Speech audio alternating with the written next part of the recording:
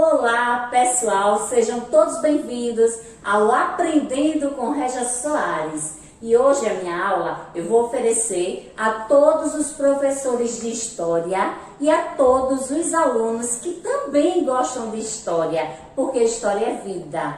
Essa aula de hoje eu vou falar sobre a Idade Média, o período medieval. Foram pedidos de algumas pessoas inscritas no canal. Então fiquem com a nossa aula, espero que vocês gostem, compartilhem o vídeo, pode comentar à vontade, dá like e beijos, fiquem com a aula.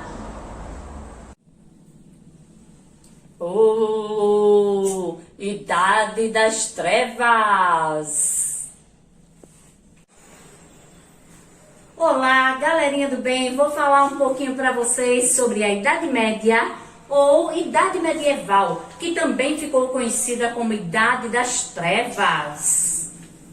Bom, eu vou falar que a Idade Média teve início no século V e foi até o século XV. Quando foi que ela teve início? Na queda do Império Romano Ocidental em 476. E o seu fim foi a tomada de Constantinopla pelos turcos em 1453. A Idade das Trevas. Por que era isso, professor? Idade das Trevas? Pois é, alguns historiadores contestam esse termo, tá? Que, na verdade, os renascentistas, eles diziam que houve um retrocesso da cultura, da arte, da economia, da ciência, mas houve sim, viu? É defendido por muitos historiadores que não tem nada a ver esse termo com a Idade Medieval.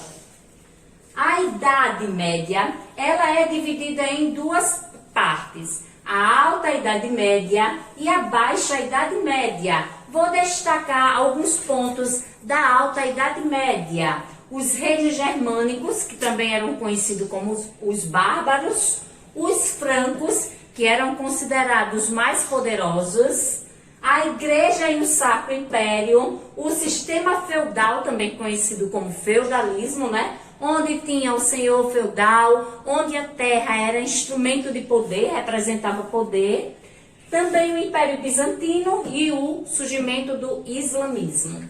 Vou falar da Baixa Idade Média sobre a crise do feudalismo, eu destaco para vocês, as cruzadas, que daqui a pouquinho eu vou dar uma explicação sobre isso, renascimento comercial e monarquias nacionais. Então, vou começar falando sobre as cruzadas. Vamos lá, então.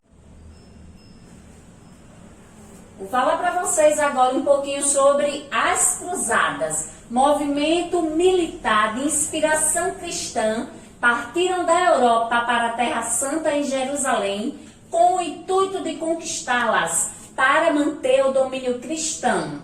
Receberam esse nome porque, na verdade, eles carregavam uma cruz nas vestimentas, que era símbolo do cristianismo.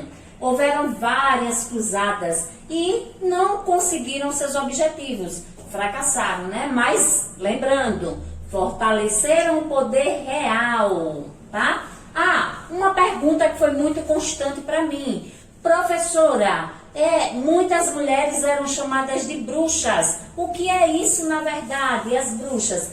Caça às bruxas. Foi, na verdade, um tribunal que era conhecido Tribunal do Santo Ofício, ou seja, a Inquisição. As mulheres, principalmente, elas eram perseguidas e muitas vezes mortas por serem consideradas bruxas. E quando que uma pessoa era considerada bruxa?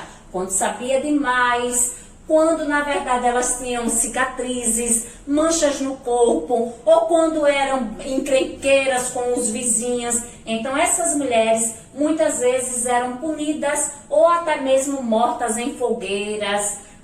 Os principais castigos ou torturas eram fogueiras, estrangulamento ou então confiscavam os bens dessas pessoas.